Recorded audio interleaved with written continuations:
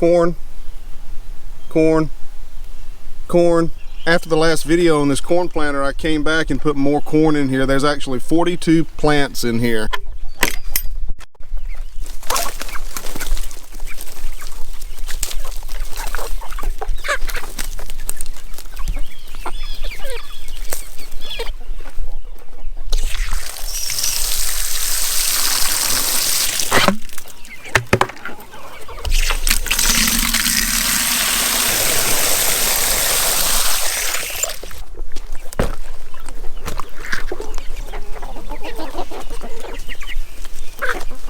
On the last video, I mentioned that I had a broody hen that had been broody for like 2 months, and I got a lot of good advice on how to fix that.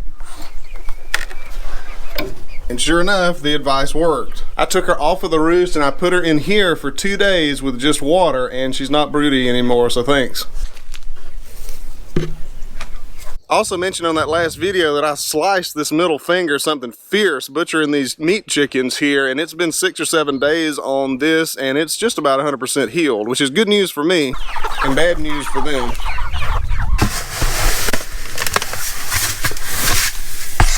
Good morning.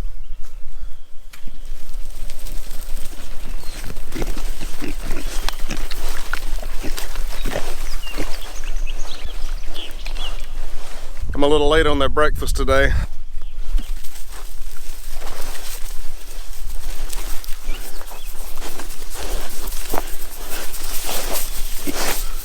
It's not food.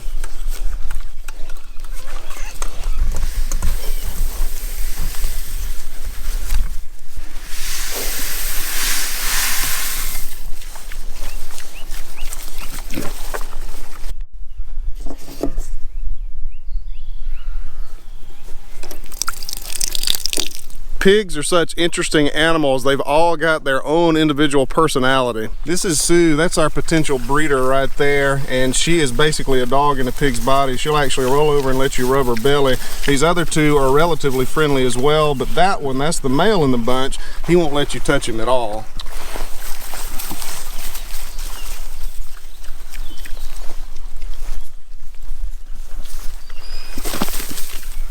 I have to walk around this fence at least once a day and kick the dirt off of the fence. They like to ground out the fence as they root up against it.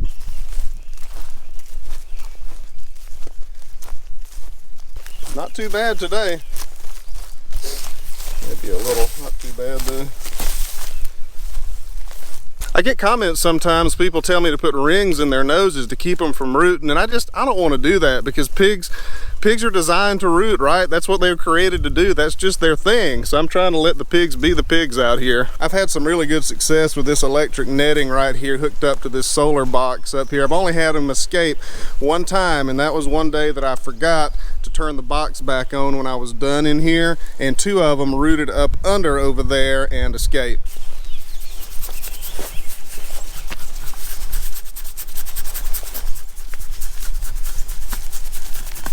And it was actually pretty funny because I discovered it that evening when I was coming out here to check on them for the evening, and they actually, the 2 that were out actually met us about halfway. They saw us, me and the dog, and just started running toward us as if to say, please get us back in. We don't know what's going on. Why are we outside? I think what happened is they started rooting and rooting and rooting, and all of a sudden they were outside of the fence. So it wasn't anything to get them back in. They just followed me to the edge, and I lifted up one of the fence posts and they went right back under, no problem.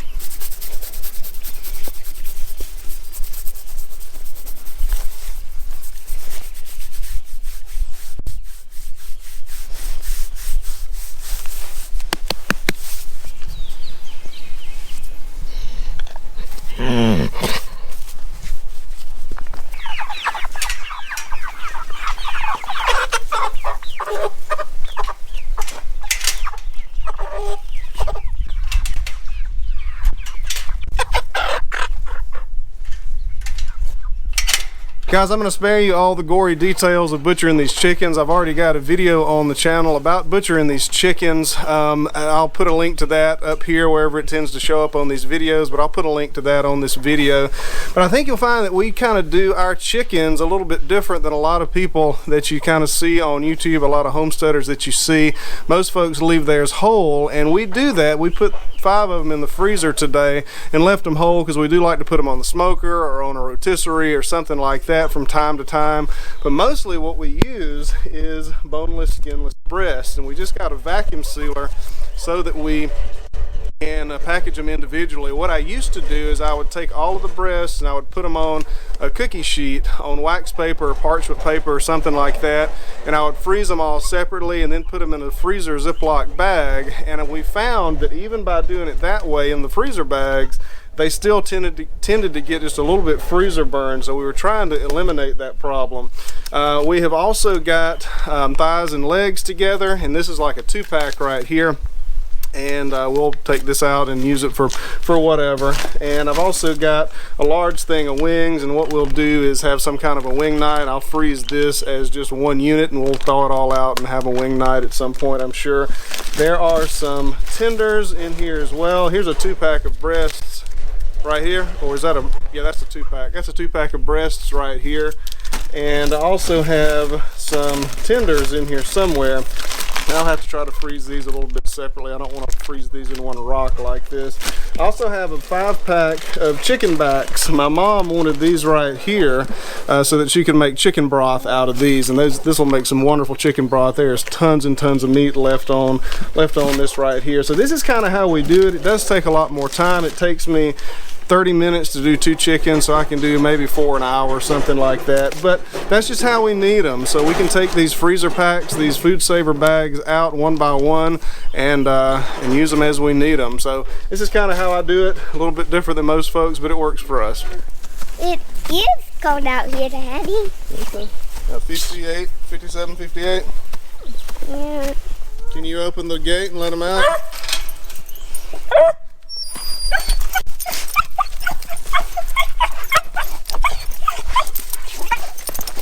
I mentioned before, this is kind of the channel mascot right here, but what we have to do is put this collar on her, and that helps to get her back because she's a beagle and she likes to wander. So this actually keeps her safe. Dad, I'm looking for the camera to see Cricket. I see that. All right, Cricket, go. One of this morning's goals is to get cages around these tomatoes, but let's go feed the pigs first.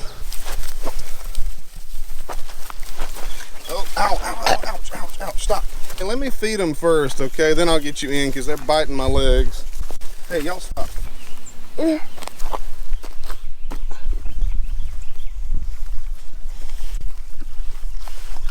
These pigs are about 12 weeks old and I have not weighed them yet. So let's see if we can get a measurement and see if we can get a rough estimate on their weight real quick.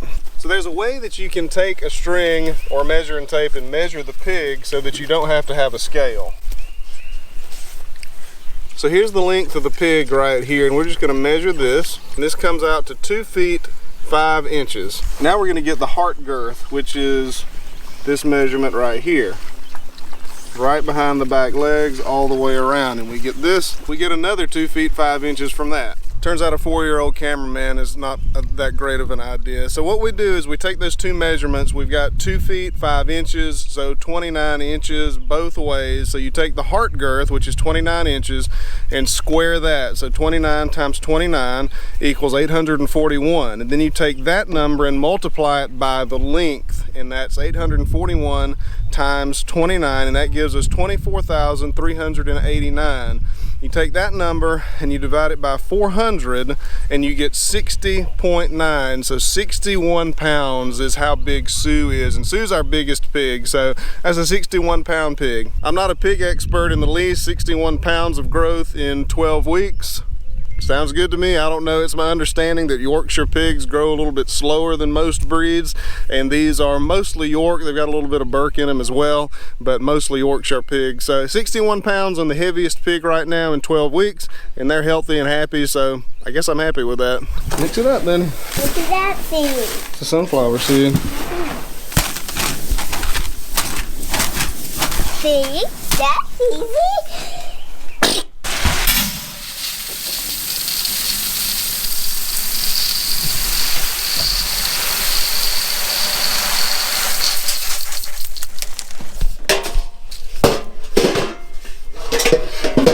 Why is there chicken poop on the head? Because the chickens have roosted above it. Yeah. It's okay.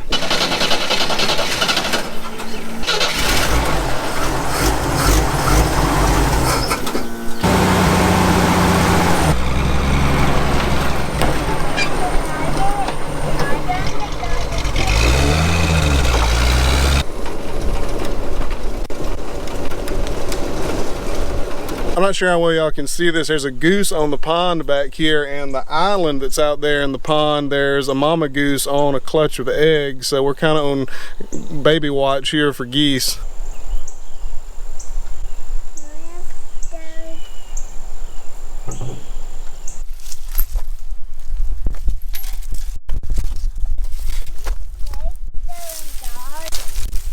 It's just a good place for them.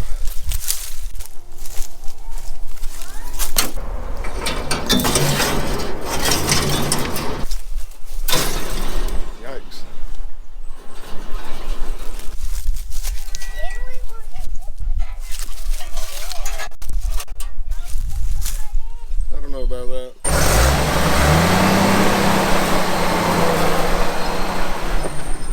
One of the reasons that we decided to move our garden into the raised beds here in the yard is because we've got blight issues with our tomatoes, and that blight, that fungus harbors in the soil and gets up on the tomatoes. So we're trying to get away from that contaminated soil. I know that it blows around in the air as well, so I'll probably get it, but I'm trying to minimize it as much as I possibly can.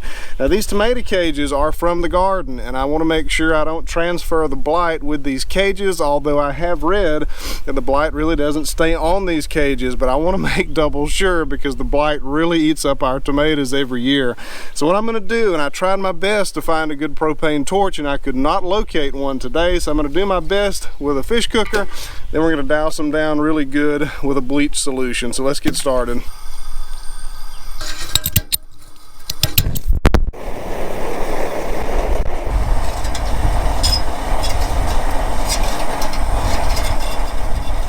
I mainly just want to burn the bottoms of these cages where they were touching the dirt, just in case we've transferred any dirt in this move here.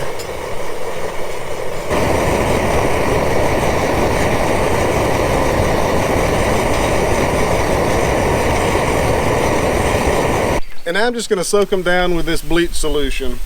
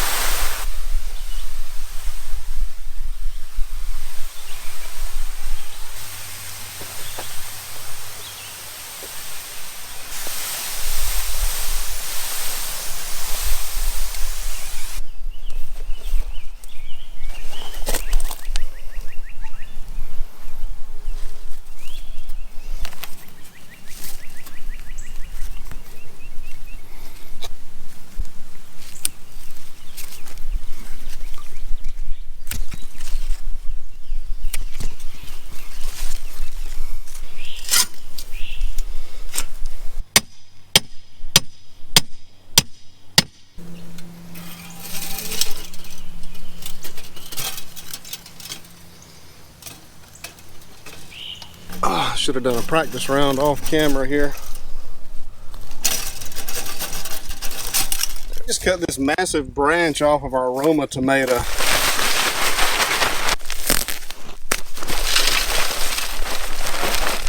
I know this container is kind of a little bit small for this, I'm afraid, and I'm hoping it doesn't get too hot in here.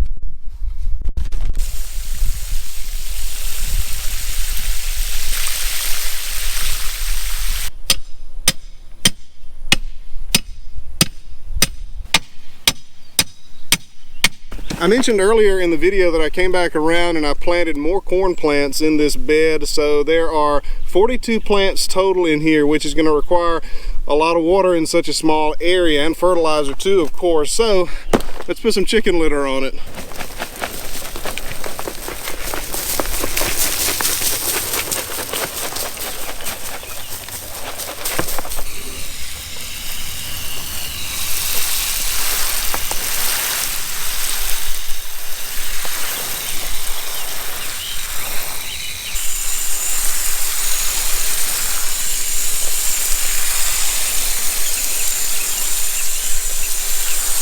So if you can see these two little sprouts right here, there's another one in the middle. I came back and put everything basically 6 inches apart. There's one here, 6 inches to here, and 6 inches to here.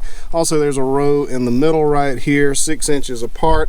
And these are only maybe 4 or 5 days at the most apart from each other in age. And these are already starting to sprout, these new ones. They haven't come up over the surface yet, but I've dug a little bit just to see, because I just can't help myself. And these are starting to sprout. So I think they'll all be pretty much ready pretty close to the same time. I want to give y'all an update on the little bluebirds, and it's really not the update that I wanted to have to give y'all, but I've shared this on the channel already, so I feel like I owe it to y'all to show y'all what has happened to the bluebirds. My wife and I were out here yesterday, and I just lifted up this top on this little old waterer right here just to look at them, and they're just gone. They are just absolutely gone.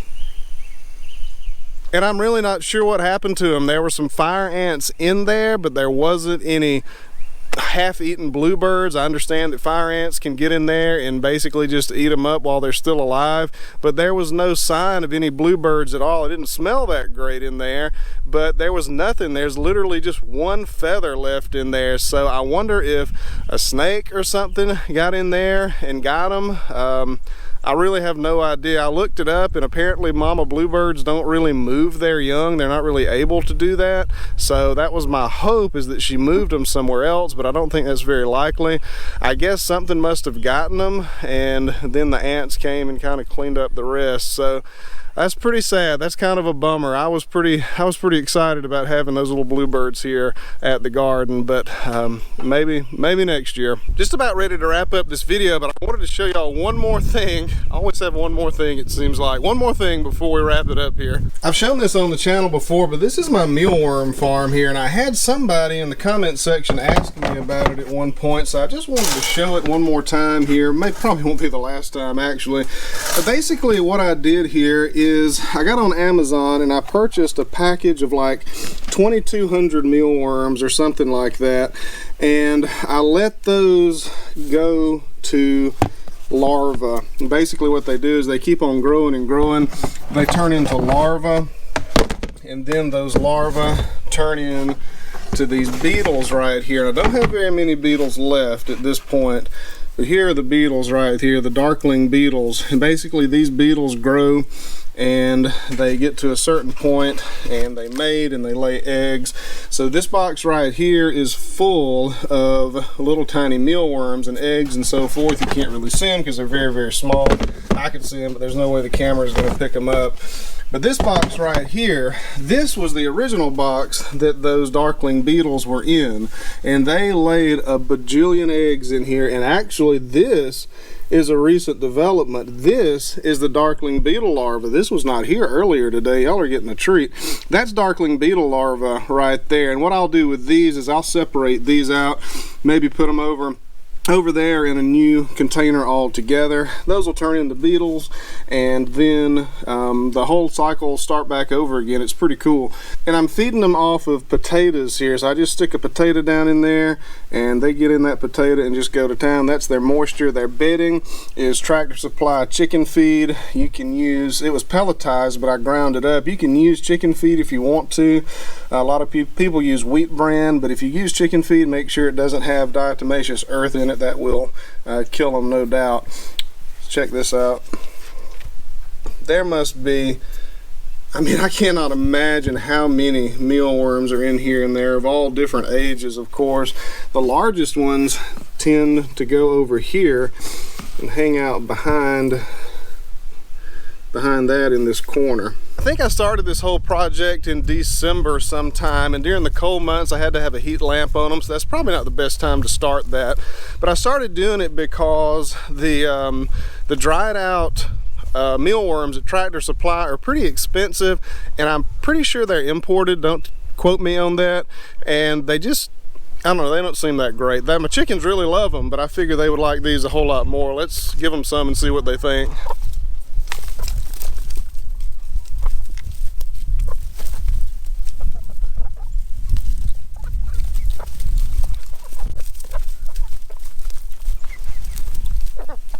So yeah, it's no secret that chickens really like mealworms. That's kind of how I did it. I just bought the mealworms and I let them go to larvae, let the larvae go to beetles, let the beetles lay their eggs, let the mealworms get grow on out, and you can see what's going on now. There, the cycle is starting all over again. I'm kind of back to the beginning, except I got a whole lot more material to work with. Once the population of those mealworms kind of started getting high and they started getting older with the beetles, I took the beetles and I separated them out. I think I was to a point where I could just do them kind of one at a time because there wasn't a ton of beetles in there. But what you can do is you can take like a colander or something like that and separate them out. I have seen the self-sorting systems that have the things stacked on top of each other. I didn't really want to try that. It just seemed kind of gimmicky. If somebody on the comments has experience with one of those, please chime in and tell us how it works, if it works okay.